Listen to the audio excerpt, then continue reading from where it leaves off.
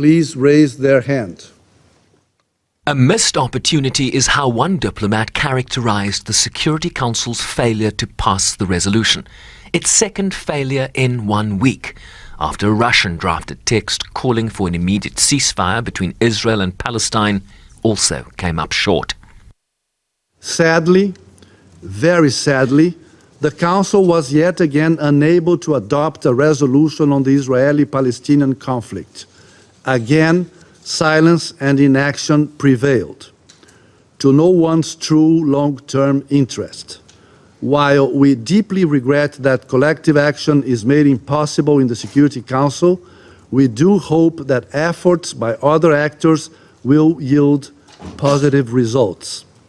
They must be prompt, effective, and substantial. Hundreds of thousands of civilians in Gaza cannot wait any longer.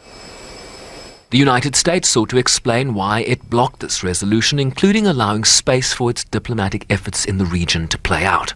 While we recognize Brazil's desire to move this text forward, we believe we need to let that diplomacy play out, especially when Secretary General Guterres, President Biden, Secretary Blinken, and regional actors are engaged in intensive dialogue on the very issues we are deliberating on today. Yes, resolutions are important, and yes, this Council must speak out, but the actions we take must be informed by the facts on the ground and support direct diplomacy efforts that can save lives. The Council needs to get this right. Colleagues, the United States is disappointed this resolution made no mention of Israel's rights of self-defense.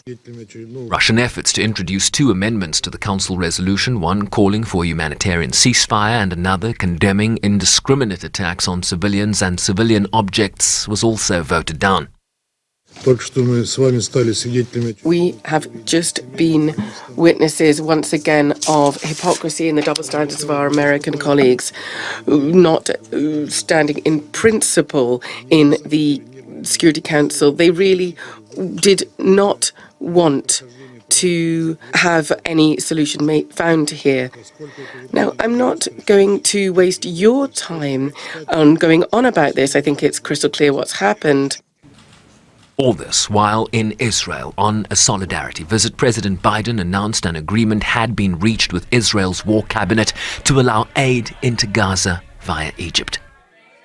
Today, I asked the Israeli cabinet, who I met with for some time this morning, to agree to the delivery of life-saving humanitarian assistance to civilians in Gaza, based on the understanding that there will be inspections and that the aid should go to civilians, not to Hamas.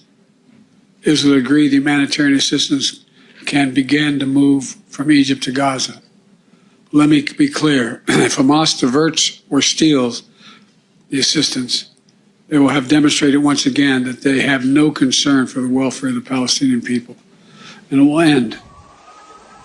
The US president also indicating that, based on US Defense Department data, they believed Israel was not responsible for the strike on a hospital in Gaza City that killed hundreds.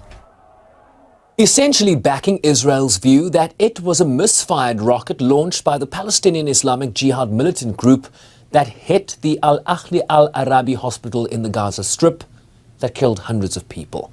But the PIJ has since rejected that allegation, while the Palestinian Authority, Arab nations and South Africa, among others, has blamed Israel for the attack, as the UN warns that the strike heaped further pressure on an already crumbling healthcare system in Gaza, as civilians continue to bear the brunt in this ongoing conflict that appears for now to have no end in sight. Sherwin Bryce-Pease, SABC News, New York.